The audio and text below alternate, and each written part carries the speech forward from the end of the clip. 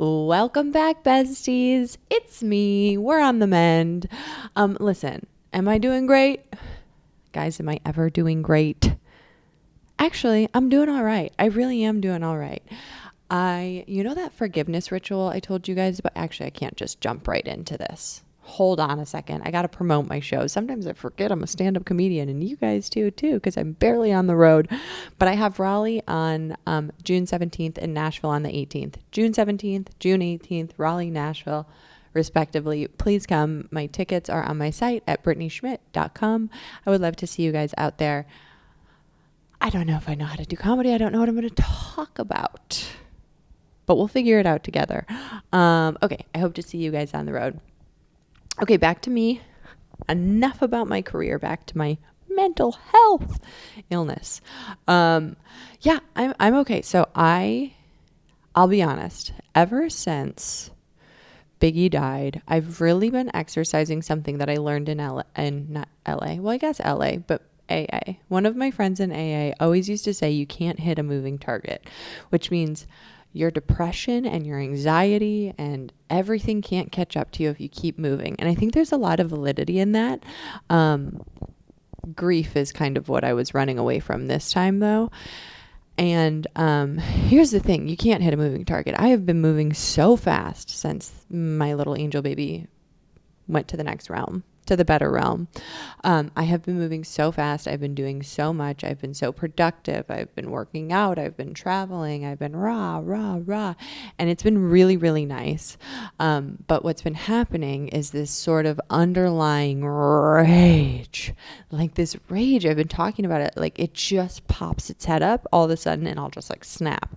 And I've been snapping at Max and I've been biting at people. And I just am like, this is not who I am. This is not who I identify as. So I can't keep running away from this. Like I can't run long enough, hard enough, fast enough for this to not catch up to me eventually.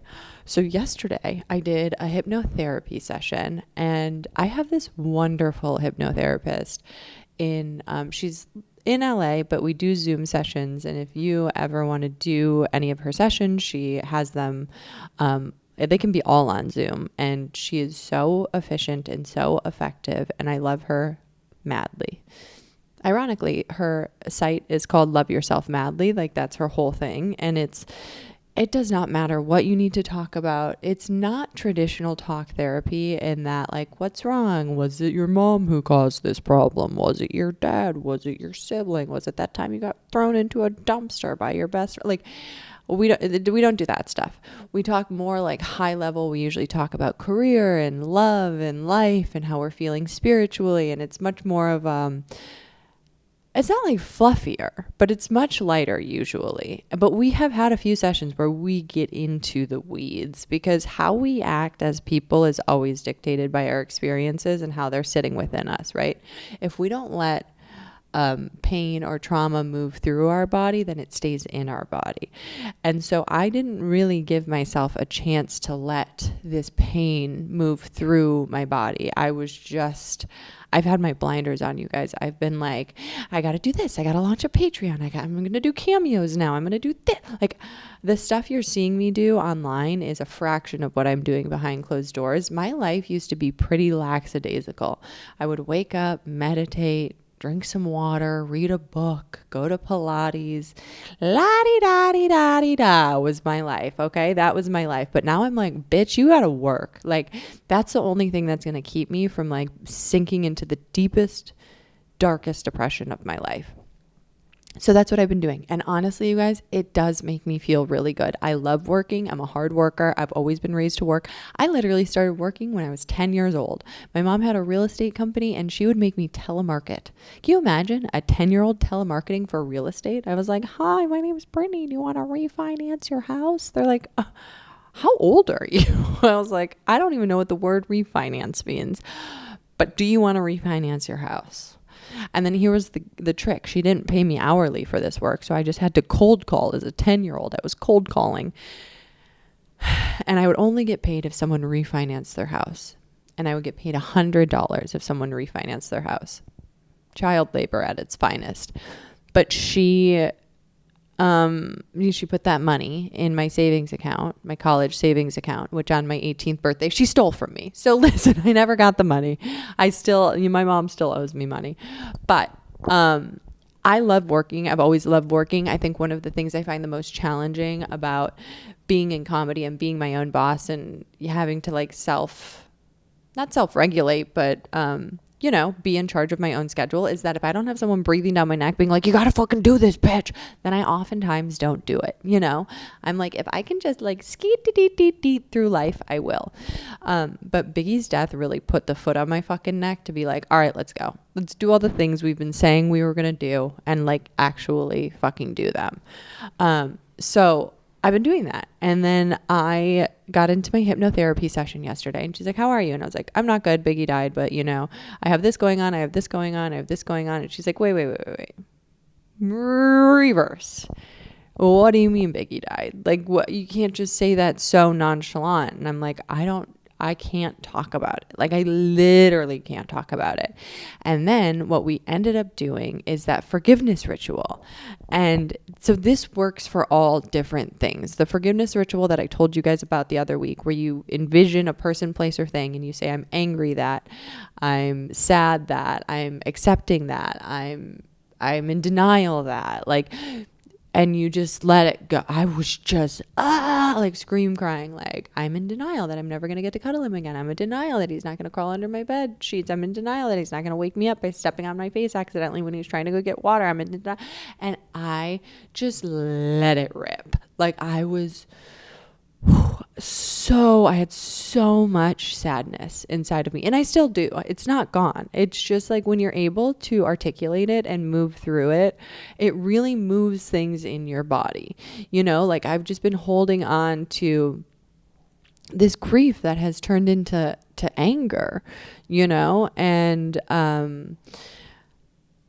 I don't want to be an angry person. I don't want to listen. I struggle enough with my mental health. We all know that. Like, I don't want to be somebody who on top of that is angry. I've never identified as angry. I don't have a short temper. I'm not a nasty person. If you push my buttons, sure, I'll fucking snap. Sure, I'll fucking say some nasty stuff. And here's the thing about me. I am 50% my mother. All we do our whole lives is try to be nothing like our parents. And then one day you wake up and you look in the mirror and I'm like, I'm 50% mom and I'm 50% dad. And I got the good stuff and I got the bad stuff, but I am their stuff. And that's why I am the way I am. So I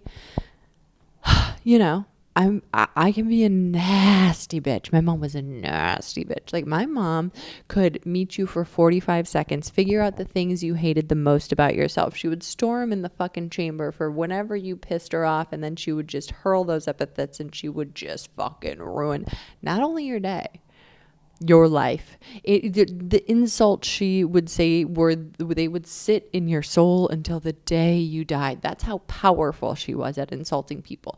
That is a superpower, not one that anyone really wants or needs, if I'm being honest, but it is a superpower. Like I remember one day, so I don't know if I've ever really talked about my ex-stepmom on here. I don't think I have. My dad married another woman for like 15 years, or I don't know how many years. It was way too many years because she was an alcoholic bridge troll. And that is what my mom called her. One day my mom was mad at her, and she was short. She was the ex-stepmom was short. She was like 5'2". She had big 80s hair, an orange tan. She looked like Donald Trump.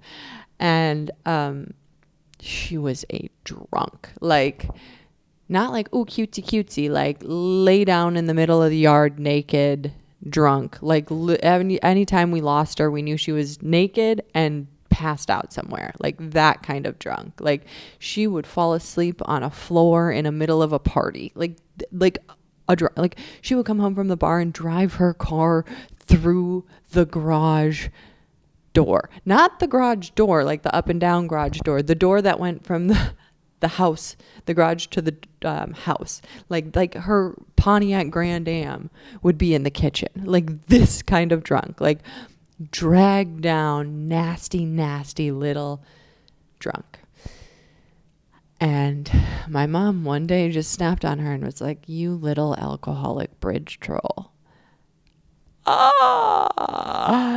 She never recovered. To this day, she never recovered. I don't talk to her. We haven't spoken in 10 years, but I mean, until the day she walked out of the front door and never came back again, she would say, "Can you believe your mother called me at da da da da da?" And me and my dad would just look at each other and laugh because she was right.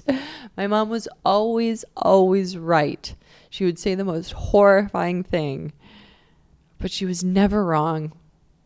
And, you know, I don't know where I was going with this other than I can be really nasty and I don't want to be an angry person anymore, you know? And so losing a pet is the worst thing in the world. I've talked about it already. There's nothing worse, but I don't want it to like fundamentally change me as a person, make me cold and hard and sad and angry. Like I just need to move through it. And so I did that forgiveness ritual with my hypnotherapist, and you guys, I just felt so much lighter, and I'm going to be sad for the rest of time, probably in some small portion. There are certain losses you have in life where people say time heals everything, and it really doesn't. It really doesn't. It doesn't make anything better. It makes it less potent. It makes it less like, oh, that happened 2 weeks ago and it's still so fresh in my mind. But there are times when you lose a piece of your heart and you never get it back. And that's what growing up is. And that's what the pleasure of growing old is. It's every time you experience, there's different tiers of pain in our life, right? And you experience one tier of grief and you're like, oh, it can't get worse than this. And then something else happens. And then you're like, oh, it can't get worse than this. And then something else happens. And you're like, I guess it's just going to keep getting worse forever because this pain is insurmountable. It is so much. So it's just, my heart goes out to any of you if you're going through anything right now, whether it is a divorce, a loss of a loved one, a loss of a pet, a loss of a parent. I know Mother's Day was yesterday. And this is another thing, like I do really feel like there should be like a mass unsubscribe button for people without mothers on Mother's Day, because it is so torturous. And like, I'm very at peace with the loss of my mom. I love her so much more in her death than I could in her life. I understand her on a cellular level now. I have done so much healing and I'm obsessed with her, and I think she's the baddest bitch.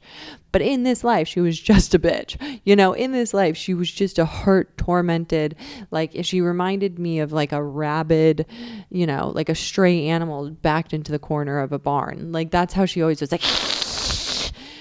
But yeah, because she was coming from a place where she had been hurt so unbelievably in her life. She didn't know how to deal with it. She didn't know how to articulate it. But I mean, I don't know where I was going with that other than like, I love my mom. Oh, that's where I was going. Mother's Day. I really just feel like people without moms should be able to let companies know, like, don't send me this 400 times. I'm getting texts, I'm getting emails, I'm getting all this onslaught of like, make sure your mom gets a present. Like, her gift was her death. She's out of here. You know, she got one last gift and it was right between her eyes. You guys, I shouldn't say that. Our sponsor this week is Berber Hair Care, you guys. I am constantly in a little oil day. Like my whole year has been a Berber hair oil day. I can't even tell you. And I know a lot of you guys are like, we see your hair up. Can we see it down? Sure, fine. I'll get a blowout and I'll show you how nice it is. But I can tell you that my hairdresser last time I was in LA was like, holy shit, your hair's back. And yes, it has been 9 months of consistent use. I'm not going to tell you this is a miracle product that works overnight. Nothing on the market exists like this. This is just a truly wonderful product that will hydrate your hair, make it healthier from the root to the tip. And it's great. I don't know what else to say. It's great. You derma roll your hair, you put it in. If you leave it in overnight, that's ideal. I've been leaving it in for like 2 days. I don't know. I just love it. I love it. My hair is so soft and so silky smooth, and it's getting so strong, and I love it so much. And I hope you guys love it as much as I do. Please go to Berber.com, BURBUR.com, and use the code BRITT, BRITT, for 15% off your first order. It's a great way to support me and the show.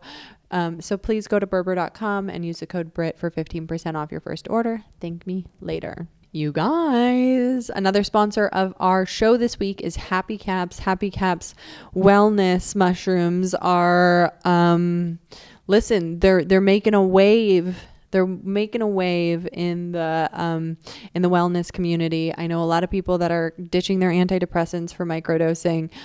I'm not one of them. I can't say that I honestly am one of them. You know, when I become one of them, I'll tell you. I'm always honest with you guys. I always tell you everything.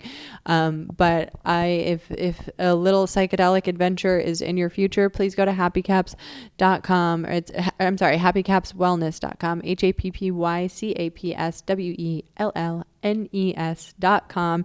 There's a shop passcode to get in that shop. Passcode is Goodhealth.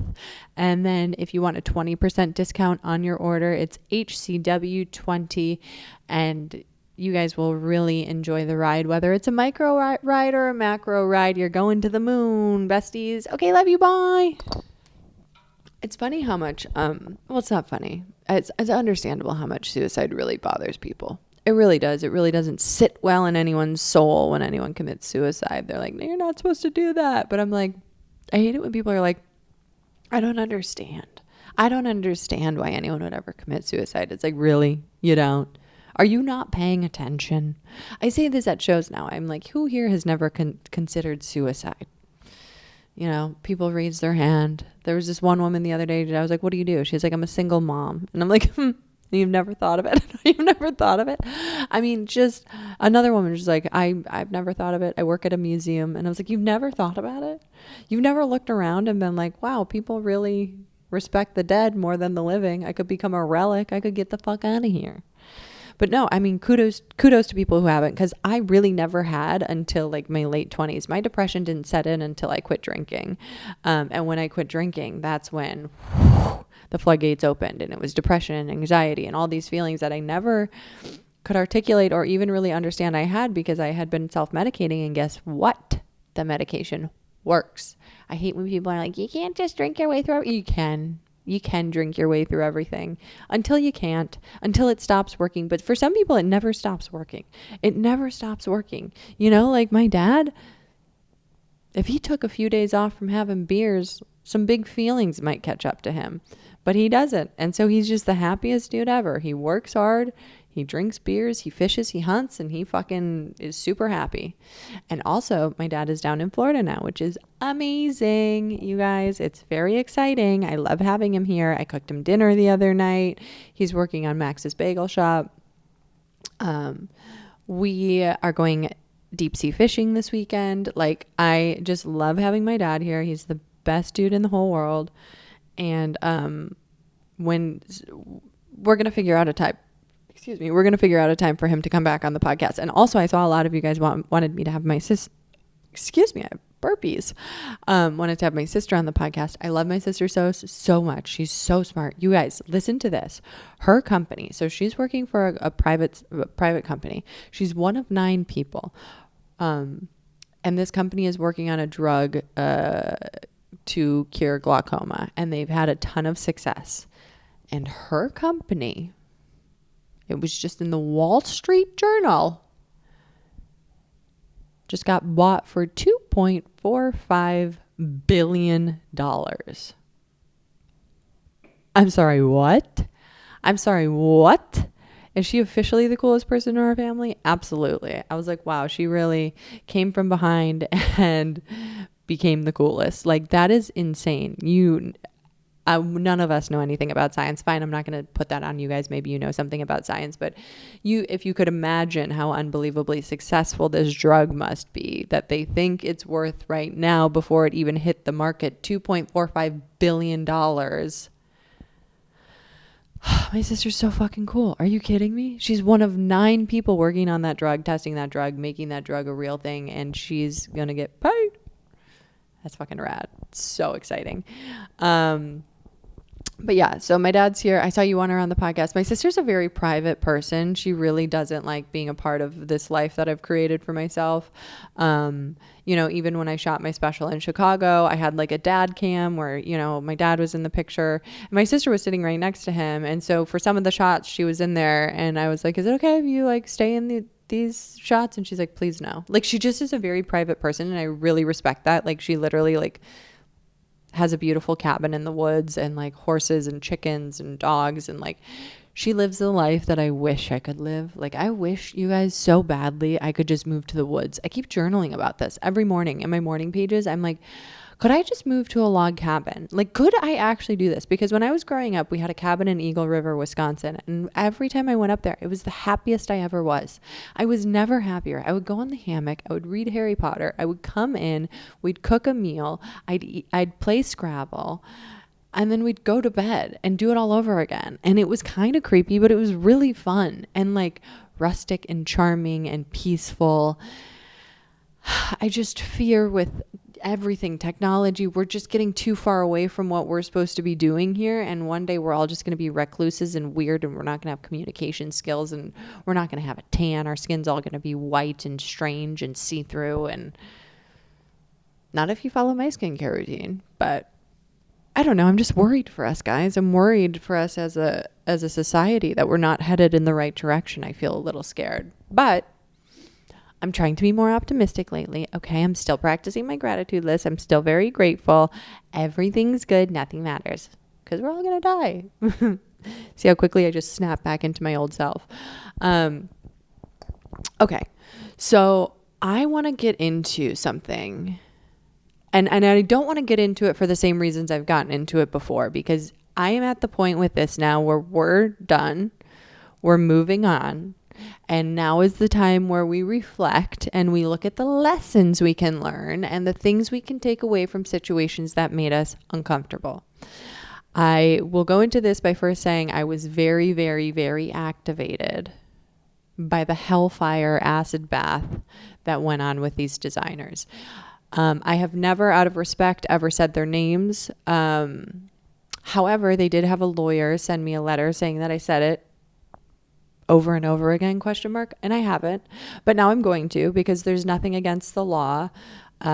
There's nothing legally that says I can't, speak freely about a design firm that I've had issues with, or a company in general that I've had issues with. So they're called Jaw Renovations, and they're run by a woman named Whitney and a man named Jordan. And I know they're watching the pod, so hi, like and subscribe. And I only know they're watching everything I do because the lawyer put it in the letter, which is like a little embarrassing, honestly. It's like, get a life.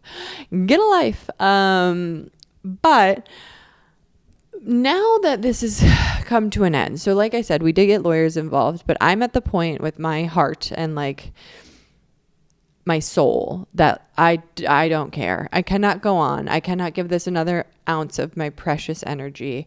I have so many things going on right now that are so much bigger than this, that like being tied up in a lawsuit is not something I'm interested in doing. What I will do, I'm not going to give you guys all the juicy details here because I can't, and I'm not doing this to say like, oh, come to the Patreon. But on the Patreon, I am going to read the back and forth between the attorneys. There are some like very funny things in there. So that's going to be on the Patreon. I would love if you guys came over there. I do want to say thank you all of you who signed up. That means so much to me. It really, it's not like even actually a way for me to make money. It's just for me to break even. So if you can go on there and support me, I have 2 tiers. I have the $3 tier, which is basically like 10 to 15 minutes of extra chit chat each week. And then I have the $6 tier where I read a chapter of my book. I have gotten some feedback already. You guys are saying the $3 tier is too cheap, and so, and I've talked to a few people who have done Patreons before. I might change it, but I'm not going to anytime soon. The industry standard is $5, but I'm going to start at $3. If you can't come to $5, that's no worries. I'm going to keep you guys like grandfathered in there. But so maybe that does incentivize you to act now. Yeah, I just want to say I really appreciate anyone who's been over there. And I'm going to give you like the scalding hot tea. And that's where I'm going to be like a little mean. I'm not going to be mean on here because, listen, these pig designers, no, I'm just kidding. And I'm not calling them pigs for any other reason other than they're messy. They're just messy. They're messy people, and they did a messy thing, and they have no accountability, and it did get to a point where I was like, oh my God, like our lawyers going back and forth felt like two kids on a playground being like, no, you did this and you did this. And then, no, you did that. Like, it just really, like, I was reading it and I was just like, this is so fucking pathetic. Like, this is just like such an activation of wounds, right? Like, so for me, I think it's infuriating that people can get away with. It's not, listen, it is criminal activity to take money from someone saying you're spending it on something and then have no evidence that you spent it anywhere. It is. I think what they did is objectively disgusting. And I think taking advantage of people that you especially called your friends is gross. Their retort was that they had done a lot of stuff for me in the past, including, and I will say they did help me with my set design for, God, what was that special called? Sorry Dad, the Sorry Dad special. I never said I would pay them. I told them the budget had already gone to someone else who was pretty useless, and they offered help as friends. And they had done a few things like that for me in the past. The Whitney flew out and helped me with my podcast photo shoot. If I'm being completely transparent, it was her idea. She offered to help and I paid for the flight out. There was never any conversation of I should have paid her or I owed her money. I'm somebody who pays people on time all the time. I want to pay people what they're worth for what they're doing. That was something that was offered as a service, as something she was doing as a friend. There's one other thing. Oh, when I was selling all my stuff in Beverly Hills, she was like, I've done this before. I'm great at this. You know, I can fly out and help. And so I paid for her flight. I flew her out and she helped, and she did help. She was a huge help. Again, there's never any conversation of payment or that being something she was doing outside of the realm of friendship. It seemed like something she was offering me as a friend. It was very generous. It was very helpful. You know, and I did my best to take care of what I could. I took care of the flight. I paid for the meals. I did, you know, what I could and what I should. And at no point was there any, like, that's a situation where, like, I would have easily given her a percentage of the sales. You know, it's like, it's a 1-to-1. If you're selling this stuff, then take, you know, 10% of whatever. That was never, you know, never discussed. But all of these things were put in an email from the lawyer about things that they would retroactively be charging me for, which, aside from it being shitty, like a very shitty, it's, first of all, it has nothing to do with what went on here, because what went on in West Palm Beach is we gave them $40,000. They spent about $7,500 and the rest they pocketed. I would implore them to give me receipts still to this day. They will not. They refuse to, because they know that they put in writing a bunch of lies about how much things cost, and they didn't cost that much. And I know that. I'm not saying this from a place of anger. I'm saying this from a place of, it's interesting how 2 people or 3 people or however many people, let's just say 2 people, because I'm going to group Jaw as one group and then me and Max as another group. It's interesting to me how 2 people can have the same thing happen to them and have completely different experiences, right? So, and I also want to say this, I don't think they're bad people. I don't think they came into this being vindictive or shitty, or I think they were scheming a little bit, but I don't think they're bad people. I think desperate people do bad things. And I've talked about this before on the podcast. I think that people are all, some of us are, I don't think anyone's good or anyone's bad. I think we all do things that are classified as moral and good, and we all do things that are classified as immoral or bad. And I think, you know, the situation we're in really dictates how we behave. And I don't want to paint people as bad people just because they did a bad thing, because I've done bad things. I have done many, many bad things that, like, if people knew about it, it would be very easy to judge me and be like, that's a bad person. She did that. That's a bad person. But, and I'm never going to sit here and be like, I'm a good person. Like, I just want you guys to know I'm a good person because I'm a good person. Because anyone who has to tell you they're a good person is probably not a good person. Their shadow self is very large and it's very spooky. Okay. But I think what happened in this situation is they have been holding resentments in their heart and soul towards me probably the whole time.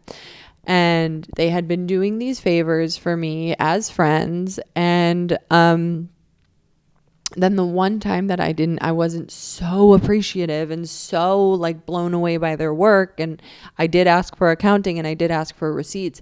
Their wounds got activated and they started to, again, act from a place that's not who they are.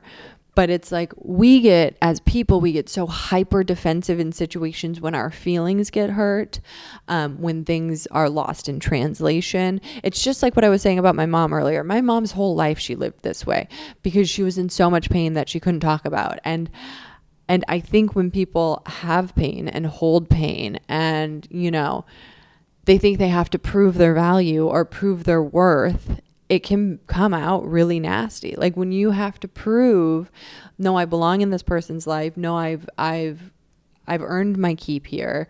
I've done so much for you. Blah, blah, blah, blah, blah, whatever it is. I think that's what was happening. This person was acting out of a wound, like a deep, deep wound. And objectively, I can say there's a lot of insecurity between those two. And there's a lot of insecurity in all of us. I'm not saying that like I'm insecure about things. I have horrible insecurities in my life. I'm trying to think of them right now. Trying to think of one, but I can't. No, I'm just kidding. I have insecurities about my body. I have insecurities about my age. I have insecurities about my career and why it's not further ahead. I have insecurities. I have insecurities. I am not objectively an insecure person. I wouldn't say that's like one of my leading traits. I am only confident because I have been torn down so much and I had to do so much work on myself to rebuild myself and love myself. That's the only reason I have the confidence that I have. But these two are a bit more insecure. And I think when you're insecure and you do great work and you do beautiful work and you get applause for your work and you get adored for your work, that helps to stave off the part of you, the piece of you inside of you that thinks I'm not enough, I'm not good enough, I don't belong here, I shouldn't, right? And then when your work becomes the thing that keeps you from hating yourself and someone attacks your work, you go into an otherworldly spiral, which is what I witnessed with the female designer. I witnessed injury on full display. Just injury. This is just a hurt, wounded bird. And like my heart actually does break for her because, if you could take the wound out of it and you could take the big feelings that come from the wound out of it, and you could have just kept this as business. And, me saying I don't like my place was not an attack on your self-worth. It's not an attack on who you are as an interior designer or what your potential is or any of that. Because like I've said this till I'm blue in the face, even though I didn't like what they did to my place this time, if they had fixed it and acted fucking normal and just actually they didn't have to act normal. They just had to act like they owned a business, not like we were on a playground, because that's what they did. And if they would have just acted like, respectable business owners, came, fixed it, not thrown a fucking fit, then I think I would have continued to promote them until the day I died. And like, listen, go look at their stuff. Maybe it is something that you like and maybe they can help you. I don't want to take business away from them. Like that's another thing that came through in the lawyer, in the lawyer saying like, I don't know. I'm going to get into that on the Patreon, but maybe their work is your vibe. It's not mine anymore because I have too much bad blood, and it, It's not everyone's. Here's the thing. Like, interior design is very, very subjective. And so you might like it. And, you know, they're mostly in the Midwest and they're going to crush there because it's the best thing the Midwest has ever seen. That's for sure. I think coastal elites will find, you know, they'll have a few more options, but I do wish them continued success. I have been praying for them. Like, frankly, I have been, because I want them to get everything that they want in life. I want them to be happy and find love and, you know, Scrooge McDuck in money. And I want everyone to get what they want in life. The world will be a better place if everyone gets what they want in life.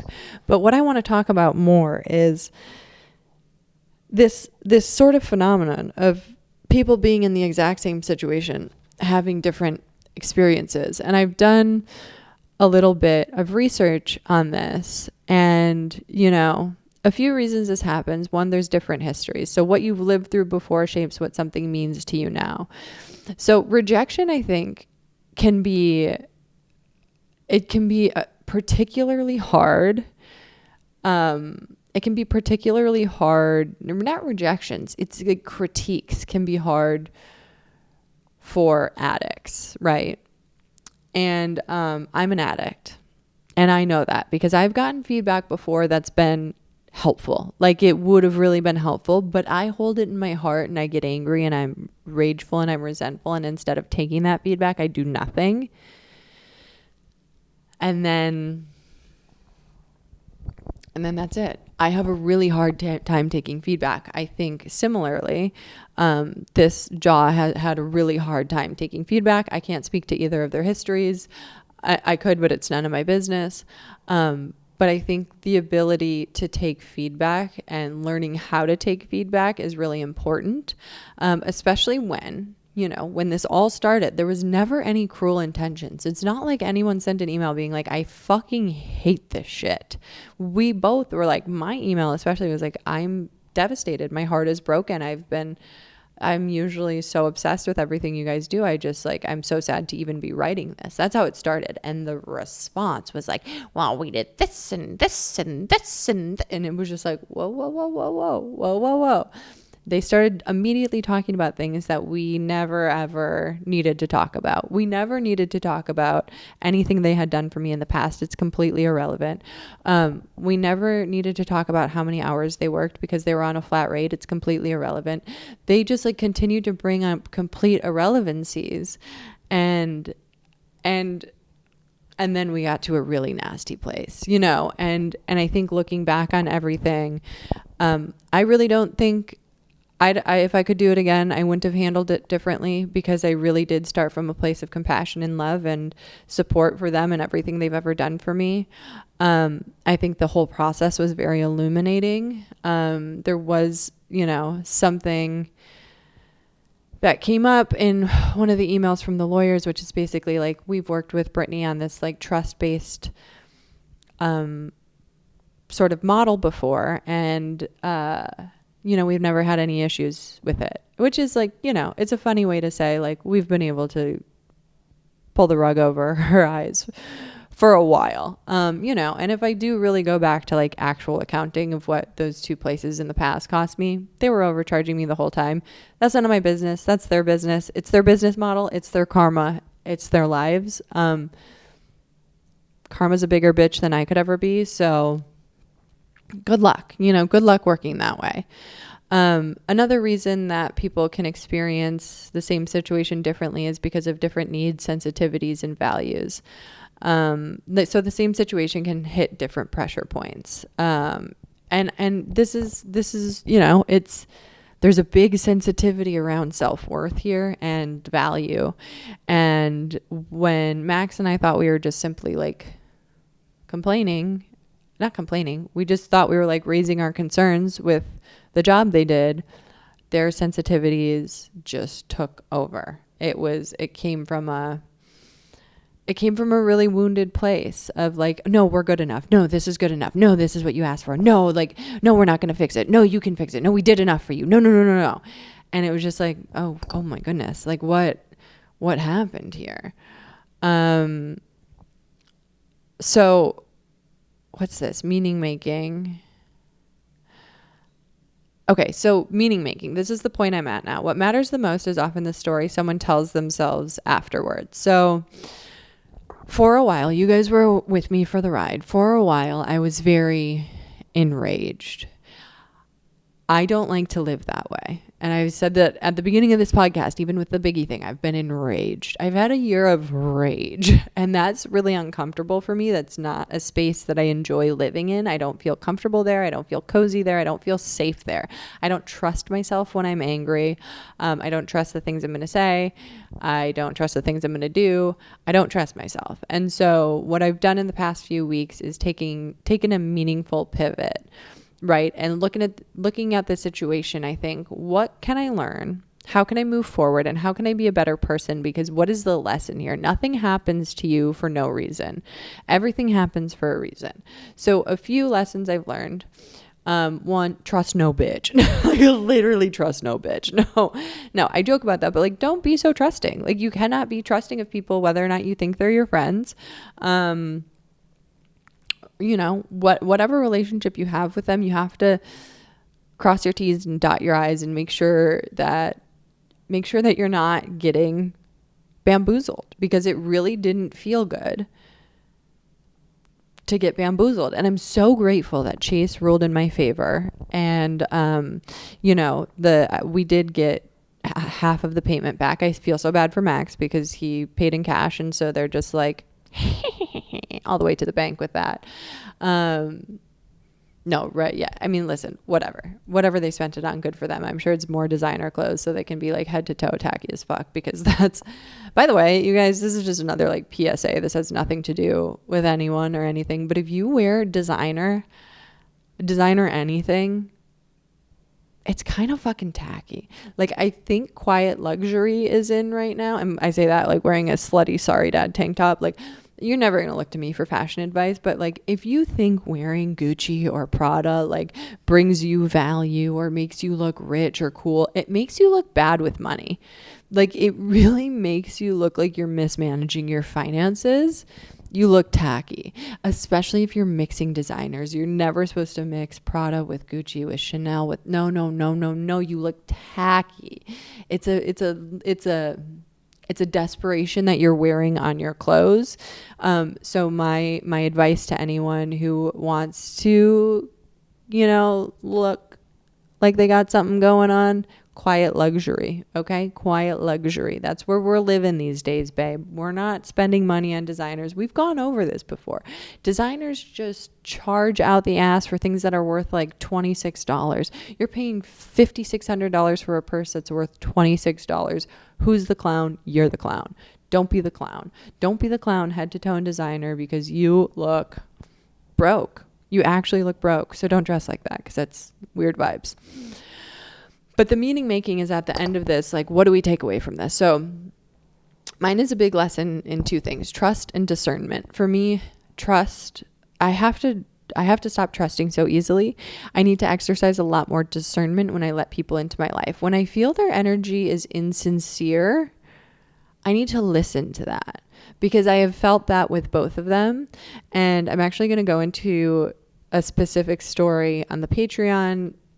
It feels too rude to share here. There was one incident that made me go like, something was really off, and I didn't listen to my gut. And then another one is, so I actually met with my landlord yesterday. My landlord, she's this fabulous woman. She has been in Palm Beach for like 40 years. She's the best. She came over when the designers were here, when Ja was in our house. And it's funny because the story we got from Ja was that like the landlord loved it and it was so great. And when we go to lunch, we sat down and she's like, so those designers, huh? And I could tell that she was like, and I was like, yeah, they ended up, you know, they completely fucked our place up. And on top of that, they took a bunch of money from us. And she was like, oh, I'm so glad you hated it. She's like, it was disgusting. She's like, there was stuff everywhere. It made no sense. And, you know, she's like, and the guy was nice, but she's like, it's not the kind of nice that I trust. It's the kind of nice that I don't trust. Like, you're nice because you're overcompensating for something. You're too nice. And I always felt that way about him. I felt that way that like he was like nice nasty is the best way I can put it. And like, listen, a lot of gays are nice nasty. Most of them are just straight up nasty. I prefer straight up nasty. Most of my gays that are my best friends are fucking nasty. All right. They're nasty. They're cutting. They're mean. They're the best people in the world. I love them so much. But he was like nice, but underneath I could feel that he was just scathing.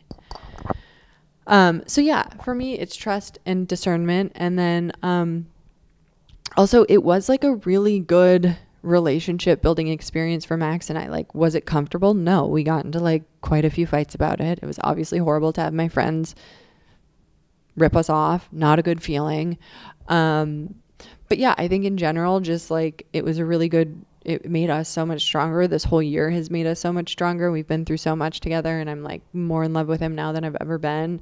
And I know that's corny and tacky and like who actually says that, but like I do think when you go through hard shit as a couple, it makes your relationship a lot stronger. And like, yeah, we've been together just shy of a year, but like we've been together. Like we both looked at each other the other day and we're like, hey, are we having like our 10-year anniversary next month? Because it feels like we might be.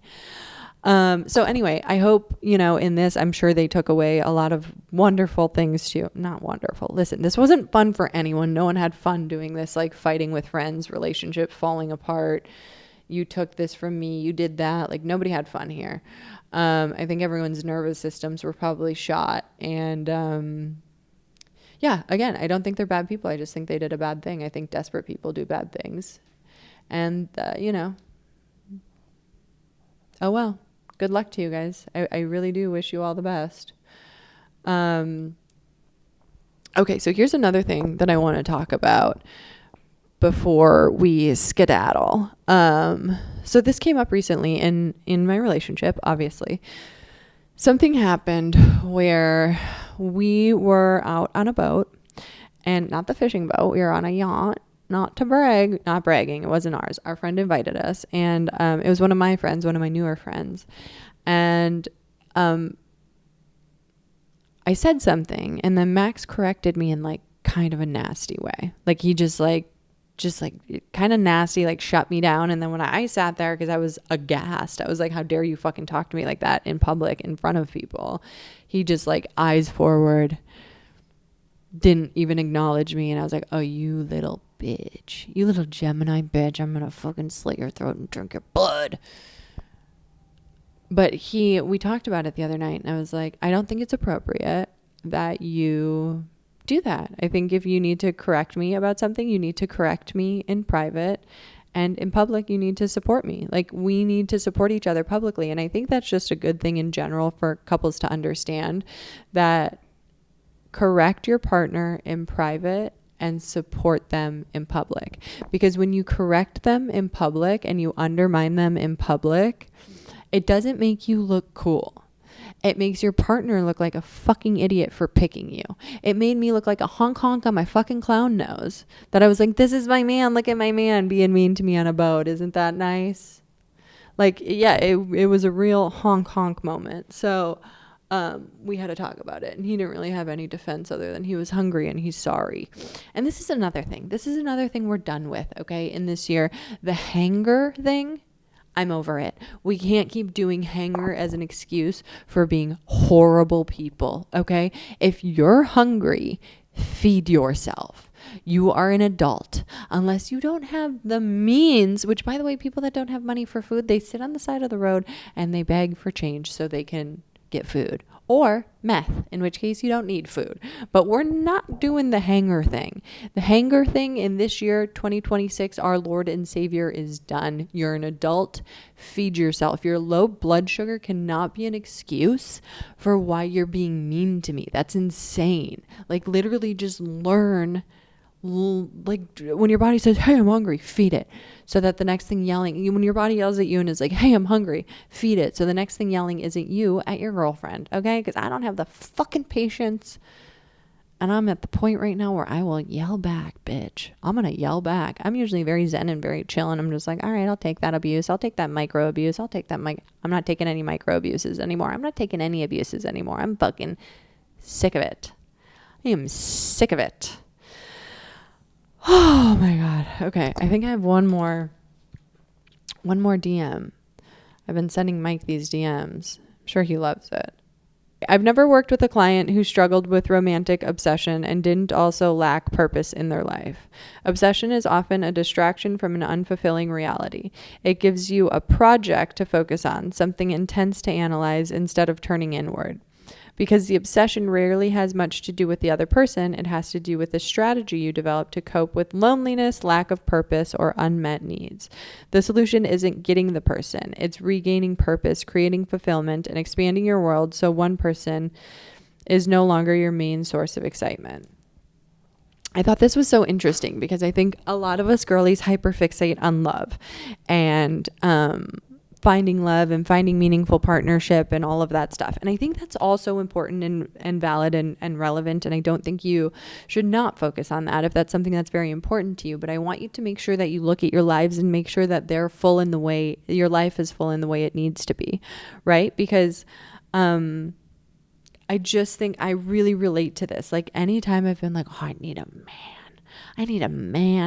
Anytime I've ever thought I want a baby, that's when nothing is going. I'm doing nothing. I'm like, I'm so fucking bored and my life needs purpose. I'm going to make a baby. And I've never been somebody. Here's the thing. Here's the difference between me and a lot of girly pops. A lot of girly pops grow up and they're like, I need to be a mother. I have this urge to be a mother. It's all I want to, like, it is what I want to live for. I think women like that should become mothers. Those are the ones that deserve to become mothers and absolutely should become mothers. People like me that are like, I could leave it. I could take it or leave it. I don't know if it's right for me, because sometimes I think I just get bored and I'm like, should we have a baby? Like I did that during the pandemic. I was like, all right, I'm bored. Should we have a kid? Instead, I wrote a book. It's like, and I don't know which one would be more fulfilling because I haven't had a kid yet. But like writing a book was pretty fucking cool. I'm working on doing it again. But I just want you guys, if you're like desperately searching for love, make sure that your life is full in other ways. And if it's not, maybe you should be doing the artist way with me. Maybe there's a really good idea that I just came up with right there, right on the spot. Okay, we're going to do our word of the week because I forgot it last week and you guys yelled at me. You guys be yelling at me a lot. You know that in the DMs? Hegemony. Hegemony. Hegemony. It's a noun. It means predominant influence, especially in reference to the affairs of nations. To say one nation practices hegemony over another is to suggest that it exercises undue influence over conduct, mores, or administration within that nation. What a word that we'll never use. Hegemony. Our foe's hegemony will not stop with his control of smaller nations. His aim is world domination. Dun, dun, dun, dun. Hegemony. Okay, you guys, I'm doing bad advice for the week. Let's go. Okay, I was just curious if you had any advice for weight loss specifically after getting sober or suggestions with it. A little backstory. I used to smoke weed consistently for about 7 years. And what I mean by consistently, I mean I smoked multiple times a day. I always had a pen on me and I would spend a lot of money on it. I smoked so much it affected my eating habits to the point where I was barely eating once a day. Wow, that is the reverse effect of smoking pot. Good for you. That's like when you do cocaine and you fall asleep, That's what I did. The first time I did coke, I went to sleep. My ex-boyfriend was like, I thought I killed you. And I'm like, and you just left me in the bed? And he's like, yeah. Anyway, a little over a year ago, I stopped smoking altogether. The first month or two was hard, but after that, I pushed through it. Now I'm 13 months off weed. Congratulations, and super happy about it. The problem I'm struggling with is during the 13 months, I gained a lot of weight, 70 pounds to be exact. Before I smoked weed, I never had an issue with my weight. I was never insecure or thought too much about it. Now that I'm substantially overweight, I can't stop obsessing over it. I had the thought the other day that maybe I shouldn't have stopped, or was it even worth it to stop? I'm in a healthy relationship and I have no outside pressure about losing weight. Internally, I keep beating myself up. I started working out and cutting back on my eating and I've lost 10 pounds so far in about a month. That's great. So I just know I'm doing something right. It's just the thoughts that I keep wrestling with. Sorry if this was long. Love you so much. Love you back. First of all, congrats on smoking weed. Taking anything out of your life that's keeping you from yourself is always a positive. I've literally never heard of somebody who smokes all the time and doesn't eat. So that's Also great. Congrats on being the outlier there. Okay.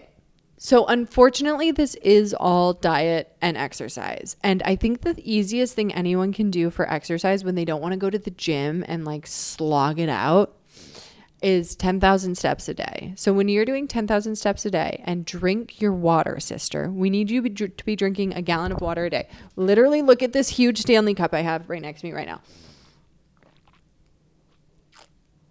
Water will help you flush everything out. And yes, you can get a little water weight, but water weight is better than real weight. Okay. And then it wouldn't hurt for you to maybe do a macros diet where you understand what your body needs to be in a deficit. And you can find this online. I'm sure AI can help you now. If you put in your height and weight and your goals, I guarantee ChatGPT could make you something. The problem is you do have to weigh food, and that can be triggering for people with any sort of disordered eating, disordered thinking. It was tricky even for me. I'm going to be honest, because I just was like, I can't eat more than, I can't eat that, and I can't have a cookie, and I can't have and like, that's not a headspace I like to live in, you know? So could I be like shredded? I could be.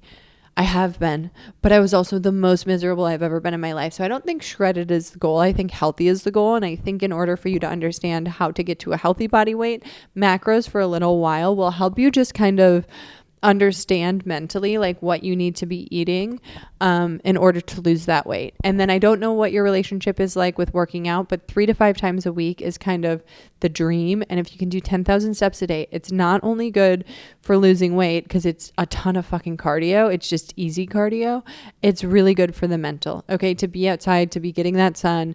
You got to do that. I'm glad that there's no one in your life saying anything mean about you. Like, just take care of yourself, love yourself, know that the body you want you already have the body you want. You just have to work a little harder to, get a few pounds off. But it sounds like if you lost 10 pounds in a month, you know what to do. And just love yourself and just know the body of your dreams is already in there. And take care of yourself, chin up, don't go back to smoking weed. Here's the thing, smoking weed is not fucking cool. All right, it's not cool. I go back and forth with it and I'm like, what is this thing? Weed. Let's really talk about weed. What does it do? It makes you dumb and fat, mostly, not you, apparently.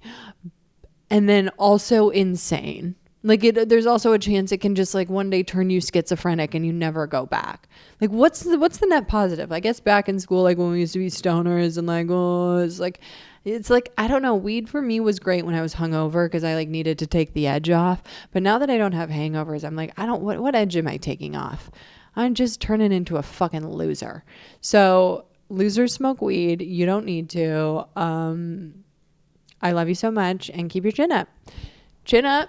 Tits out. That's the rules. Okay. See you later, bestie. Okay, you guys. If I'm going to lose you here because you're not doing the artist way, then goodbye. I love you so much. I'll see you next week. Also, if you want a little more, come to the Patreon. I'm going to gossip over there. Okay. I love you so much. Goodbye. Okay, what's up, Artist Way lovers? How we doing? I did see a comment or two saying you're getting a little bored with just doing morning pages, and some people are saying the check-ins are keeping you accountable. Some people say they need more. If you need more, go to the DMs on the YouTube, and I think you guys need to unite on your own and maybe do a WhatsApp group and check in and do a little accountability group. And there's also a site or a platform called, I forget what it's called. Tidal? No, that's Jay-Z's streaming network. Anyway, there are forums where you can do this, and it's a little less, it's a little more private, so you don't have to all exchange phone numbers on WhatsApp. But if you guys do need more accountability, you want to check in on your homework each week, do that. Get in a group, keep each other accountable. I know there's maybe only 15 of us doing this, so it is a small group and we can all keep each other accountable. I think it's really important, and I think the work we're doing together is really important. So I just want to take the beginning of this to congratulate you on another week of doing work that's really important, and I hope is in some way feeding your soul. So this week is week 3. It's about recovering a sense of power. The first thing it talks about is anger being fuel. And anger is one of these emotions that's really uncomfortable. I was just talking about it literally all podcast, how it makes me very uncomfortable.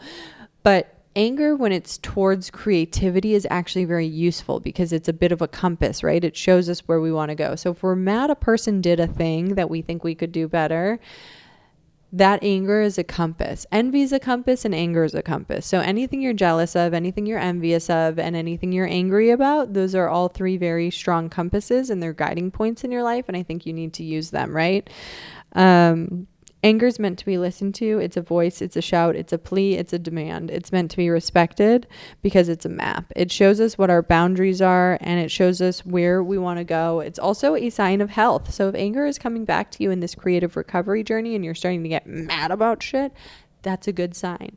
If you're starting to get angry and uncomfortable, that's actually a really good sign. And actually, now that I said that all out loud, maybe that's part of the reason I've been angry this year about other things. But listen, there's no shortage on rage over here. So anger is the fuel that propels us into our new life, right? Sloth, apathy, and despair are the enemy, but anger is not. Anger is our friend. So don't judge yourself if you're starting to get angry during this process. It's part of it. The anger, the rage, what is it? I'm trying to think of the rat in the cage. Oh, no, I'm still just a rat in a cage. I'm in a rage. Whatever. You guys know the song I'm talking about. Okay. So don't be scared of anger. Listen to it. Really listen to it because it is a really good way to figure out what you want to do with your life creatively. So synchronicity, you guys. Answered prayers are scary. And when they start to get answered, they're terrifying. And I'm going to tell you guys a secret. I didn't say it on the regular podcast. This is technically still the regular podcast, but I know most of you guys stopped listening to this. So, and I don't want to say it because I don't want to say things that aren't fully done yet. You know when you mention something before it's fully cooked and then like you burn it and overcook it and then it's toast and it no longer exists, and then you have to tell everyone that you told about the cake that the cake is burnt, and that's where I'm at right now. But there's something in my life that I've wanted. I've spoke publicly about wanting it, and it's getting closer. Things are aligning for me, and synchronicity is very apparent for me right now. And the closer it gets, the more scared I get. And the more I'm like, do I really want to do this? Do I have the time to do this? Do I have the patience to do this? Am I a good enough writer to do this? And I think it is scarier. It's scarier to imagine a life that's really full of everything you want and you getting everything than it is to imagine just like your life staying small and in control. Because that's the thing. As humans, we think we can control everything and we can control almost nothing, but we feel like we're in control when we're in situations that are familiar to us, right? So the unfamiliar becomes really scary. But answered prayers are scary. Why else the cautionary phrase, watch out for what you pray for, you might just get it, right? It's my experience we're much more afraid that there might be a God than we are that there might not be. Incidents like those above happen to us, yet we dismiss them as sheer coincidence. So anytime something happens to you where you say, I want to get into a comedy class, and then you meet, or I want to learn how to do comedy, and then you meet a comedy teacher on an airplane, or I want to get into a writing class, and then you meet a published author and somebody who can point you in the right direction. We like to brush that off as coincidence. That's not coincidence. That's synchronicity. That's our divine creator helping us move in the direction that he knows we can go. Okay? Life is what we make it. Synchronicity, loosely defined as a fortuitous intermeshing of events. We used to call it serendipity. God is efficient. I have many times marveled at the sleight of hand with which the universe delivers its treats. In my experience, the universe falls in with worthy plans, and most especially with festive and expansive ones. Remember that creativity is a tribal experience, and that tribal elders will initiate the gifted youngsters who cross their path. We like to pretend it's hard to follow our heartstrings. The truth is, it's difficult to avoid walking through the many doors that will open. The universe is prodigal in its support. We are miserly in what we expect, miserly in what we accept. Okay, whatever you think you can do or believe you can do, begin it. Action has magic, grace, and power in it. Okay, so the next thing we need to talk about is shame. So shame is a controlling device. Shaming someone is an attempt to prevent the person from behaving in a way that embarrasses us. The act of making art exposes a society to itself. Art brings things to light. It illuminates us. It sheds light on our lingering darkness. It casts a beam into our heart of our own darkness and says, see? The child is made to feel shame for bringing shame to the family. But did the child bring shame? No, the child brought shameful things to light. The family shame predated and caused the child's distress. This is a really interesting one and something that I struggle with a lot with my own family, because my family thinks I'm the problem, right? They think I'm the problem because I talk about the horrible shit that's gone on.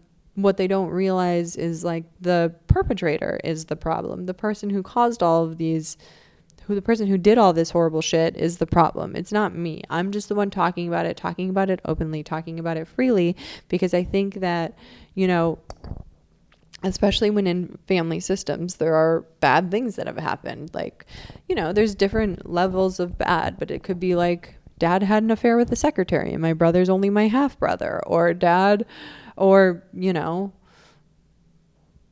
whatever it is, grandpa's abusive sexually and physically and verbally and whatever, you know, like whatever it is, whatever you're bringing to light, your family is always going to make you feel like you're the problem, because they don't want to metabolize how horrific it is that they live in a family with such flaws. But that's the thing about shame. And Brene Brown talks about shame better than anyone. If you haven't listened to her TED Talk on shame, you need to, because she talks about shame and when you push it down, how it metastasizes into ass cancer. You know, like it turns into something much worse because it's pushed down. And if we just gave it the platform to express itself, it wouldn't be so big and scary, and it wouldn't eat away at our bodies, souls, and minds, right?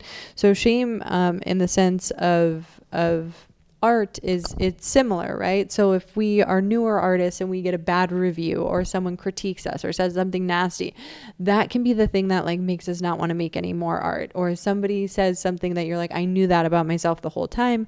I knew I was a stupid whore and I shouldn't open my mouth, and my stand-up's good if you listen to it without the volume on. Like I knew all those things to be true, and those can sit in our heart and soul and keep us from creating more.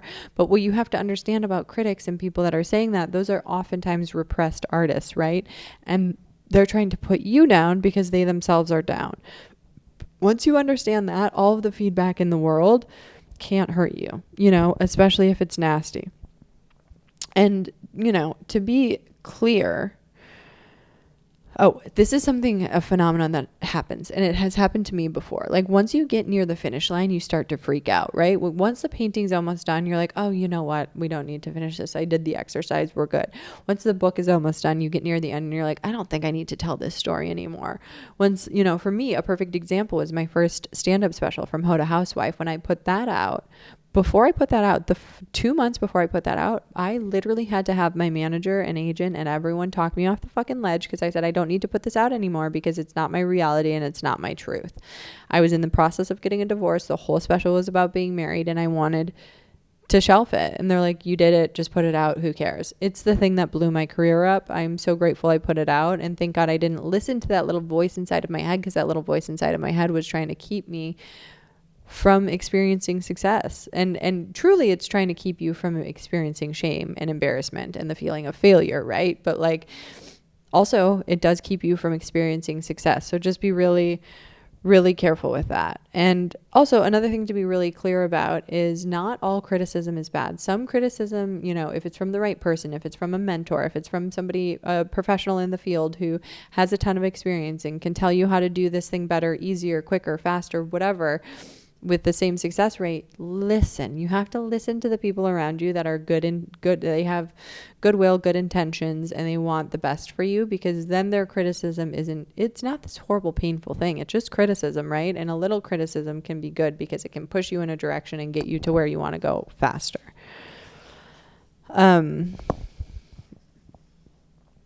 Okay. We learn that when our art reveals a secret of the human soul, those watching it may try to shame us for making it. I experience this a lot.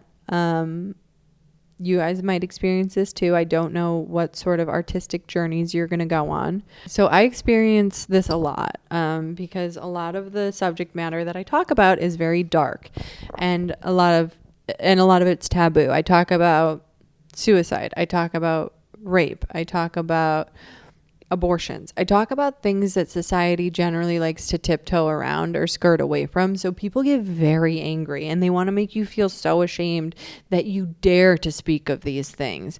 And it's so funny as a society how they really, really, really can still try and push you down, even if they're important conversations or things that should be brought to light or, you know, anything like that. I just think it's a really interesting group collective human behavior of trying to shame people that have the audacity to speak the truth.